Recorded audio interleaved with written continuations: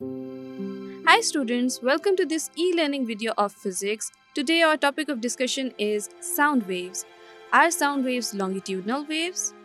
हम जानते हैं कि sound waves are examples of mechanical waves और मैकेनिकल वेव्स को प्रोपगेशन के लिए मीडियम की ज़रूरत होती है। वो मीडियम सॉलिड, लिक्विड या गैस कोई भी हो सकता है।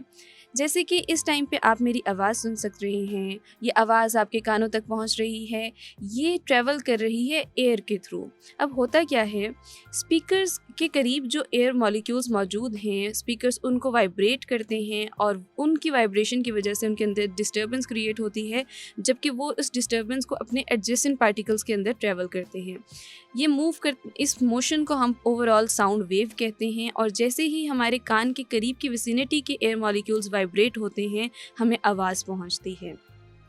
अब हमें ये चीज़ मालूम है कि साउंड वेव्स जो हैं वो एक कंप्रेशंस और रेयर फ्रैक्शंस की फॉर्म में प्रोपगेट करती हैं जब भी कभी कहीं से वाइब्रेशंस प्रोड्यूस होती है।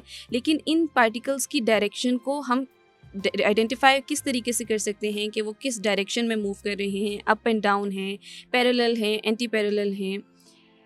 अगर हम बात करें कि जो मैकेनिकल वेव्स हैं बेसिकली उनकी दो मुख्तलिफ़ किस्म की टाइप्स हैं जो कि basically propagation of direction of particles पे ही हम बात करते हैं, उनको डिफ्रेंशिएट करते हैं।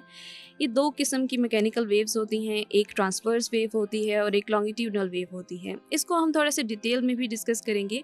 यहाँ पे समझने के लिए सिर्फ यही चीज़ काफ़ी है कि ट्रांसवर्स वेव में जो डायरेक्शन होती है प्रोपगेशन ऑफ पार्टिकल्स की, यानी कि उनकी वाइब्रेशन की, वो परपेंडिकुलर होती है to the propagation of wave. जबकि लॉन्गिट्यूडनल वेव्स में ऐसा नहीं होता, उसमें डायरेक्शन ऑफ वाइब्रेशन जो है पैरेलल और एंटी पैरेलल होती है और इसमें हम बेसिकली कंप्रेशंस और रेफ्रैक्शंस को देखते हैं। अब चलते हैं एक उस सवाल की तरफ जिसका आंसर हम ढूंढने की कोशिश करेंगे इस वीडियो के साथ कि लॉन्गिट्यूडनल वेव्स होती क्या हैं। लॉन्गिट्यूडनल वेव्स बेसिकली उन वेव्स को कहते हैं जिनके अंदर मीडियम के जो पार्टिकल्स हैं वो कुछ इस तरह की डायरेक्शन में मूव करें कि वो एक दूसरे के पैरेलल या एंटी पैरेलल हों to the direction of energy transport. यानी कि जिस डायरेक्शन में वेव ट्रैवल कर रही है उस डायरेक्शन के पैरेलल या एंटी पैरेलल जब भी मीडियम के पार्टिकल्स प्रोपगेट करते हैं या वाइब्रेट करते हैं तो उन वेव्स को हम लॉन्गिट्यूडनल वेव्स कह सकते हैं। एनिमेशन में आप ये चीज़ देख सकते हैं कि किस तरीके से एक वेव लेट से आपके वाई एक्सिस की तरफ मूव कर रही है, एक डायरेक्शन ऑफ वेव उसकी ये है, जबकि उसके अंदर जो पार्टिकल्स हैं, उस मीडियम के अंदर मौजूद जो पार्टिकल्स हैं, उनकी जो डिस्टर्बेंस हैं, उनके अंदर जो वाइब्रेशन है वो उसकी अलॉन्ग मूव कर रही है, पैरेलल या एंटी पैरेलल। इस तरीके से हम कहते हैं कि जो इस तरीके से वेव मूव करती हो उन्हें हम लॉन्गिट्यूडनल वेव कहते हैं। तो क्या साउंड वेव्स लॉन्गिट्यूडनल वेव्स हैं? इसके बारे में थोड़ी बात करते हैं। साउंड वेव्स लॉन्गिट्यूडनल वेव्स ही होती हैं क्योंकि स्पीकर से निकलने वाली साउंड अपने इर्द गिर्द की एयर मॉलिक्यूल को वाइब्रेट करती है और वो उसी डायरेक्शन में उसकी साउंड वेव भी मूव करती है। So sound waves are basically longitudinal waves. अब कंप्रेशंस और रेयर फ्रैक्शंस की सूरत में जब ये मूव करते हैं तो हमारे पास एक नया सवाल आता है कि साउंड वेव्स क्या प्रेशर वेव्स होती हैं? जहाँ पे कंप्रेशंस हों वहाँ पे हाई प्रेशर होता है, जहाँ पे रेयर फ्रैक्शंस हों वहाँ पे लो प्रेशर होता है। तो हम ये कह सकते हैं कि जो रिपीटिंग पैटर्न है हाई प्रेशर्स और रीजन्स का और लो प्रेशर रीजन्स का, उसको हम साउंड वेव कहते हैं और इस वजह से हम कहते हैं कि साउंड वेव प्रेशर वेव्स भी कहलाती हैं। अब यहाँ पे ये सवाल पैदा होता है कि अगर साउंड वेव्स लॉन्गिट्यूडनल वेव्स हैं या फिर ट्रांसवर्स वेव्स हैं, तो ट्रांसवर्स वेव्स की डेफिनेशन को अगर हम देखें उसमें होता क्या है कि एक ऐसी वेव जिसमें पार्टिकल मूव जब करते हैं तो उनकी जो मूवमेंट है, उनकी जो वाइब्रेशन है वो परपेंडिकुलर होती है to the direction of the wave propagation. यानी कि जिस डायरेक्शन में वेव प्रोपगेट कर रही है उस डायरेक्शन के परपेंडिकुलरली उस मीडियम के पार्टिकल्स वाइब्रेट करते हैं।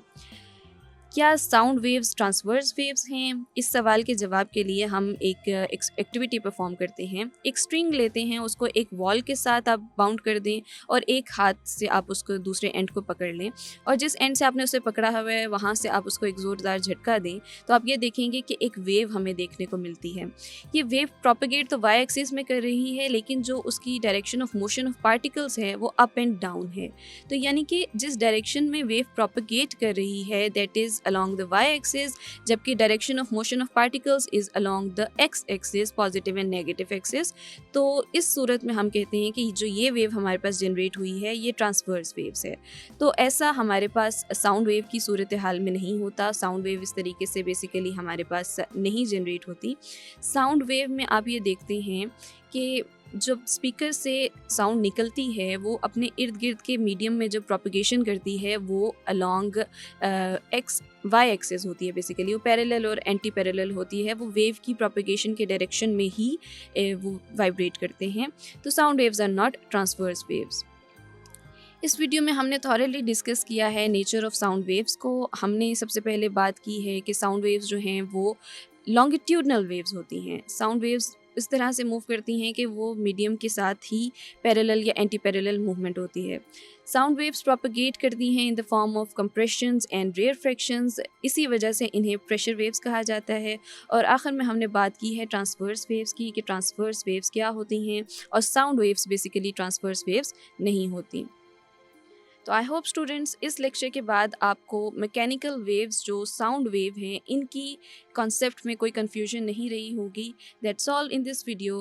Best of luck students.